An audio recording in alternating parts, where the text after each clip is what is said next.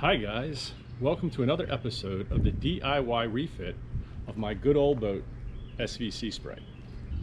So as you know, I'm about to, or I've already started, a rather extensive refit on this 1984 SeaSprite 30, built by the CE Rider Corporation in Bristol, Rhode Island. Well, you'll know that SeaSprite has had quite the series of adventures, from sailing to Cuba and the Bahamas, offshore to from Treasure Cay in the Bahamas to Charleston, and then this past season a bunch of offshore legs from the Chesapeake Bay down to South Florida and then back up.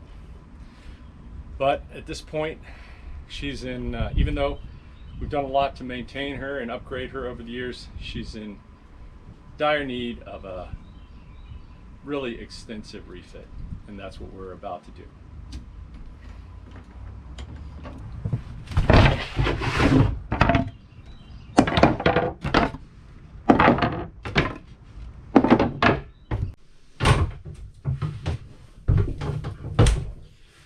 In the last episode, I got busy emptying the boat of all its excess equipment and gear, trying to make room to undertake the initial projects. Primarily was focused on the v-berth, also cleaned out the water tank. This week, I'm going to drop the anchor, the chain, and the rode out of the anchor locker, empty that out. So in the near future, we'll be able to paint all the bilge inside the hull up in the v-berth.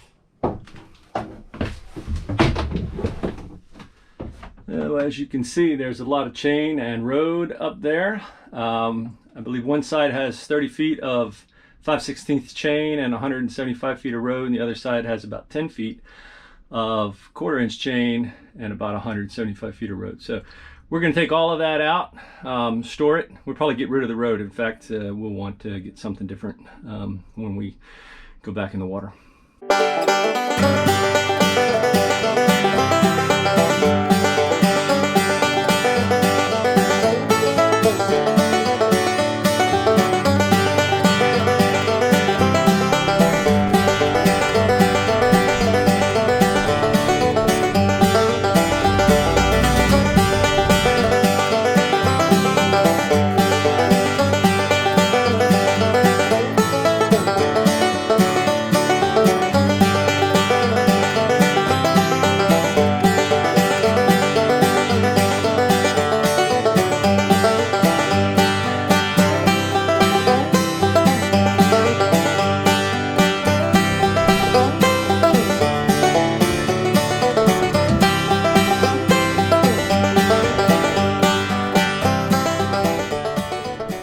Okay, well, that's another short, easy, quick project completed.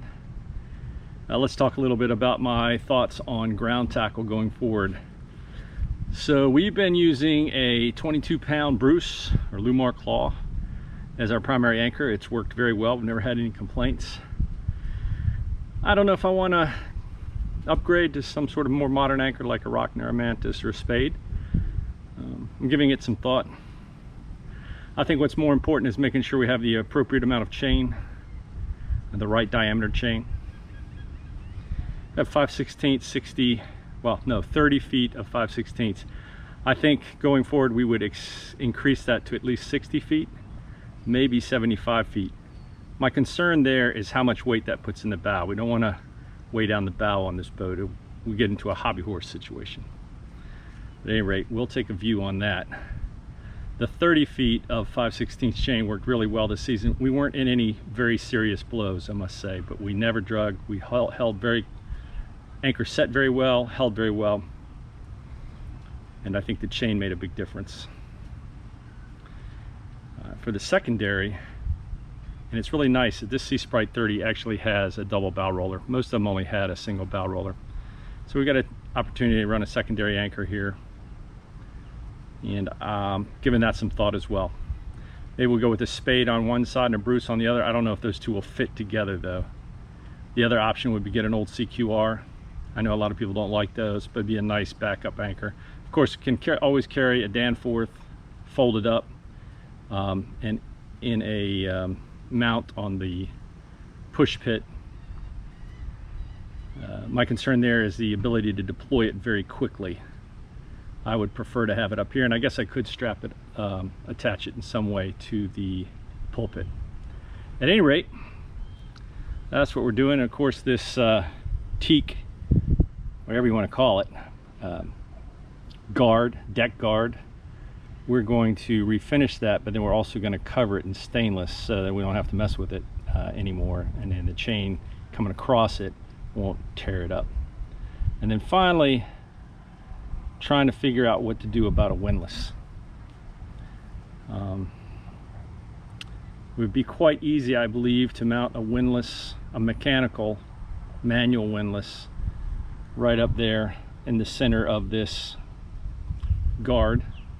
Of course, we'd have to cut a new hole in the deck for the house for the chain to fall through, but that's no huge challenge. And then there's the question of what to do with these vents. I mean, right now these vents serve as the house for the chain and rod for both the primary and the secondary. So we have caps. We have the bronze caps that screw in, so we can close them up very easily. But you do want some air flowing into the anchor locker to keep it from getting musty and mildewy down there. At any rate, stay tuned for the next episode.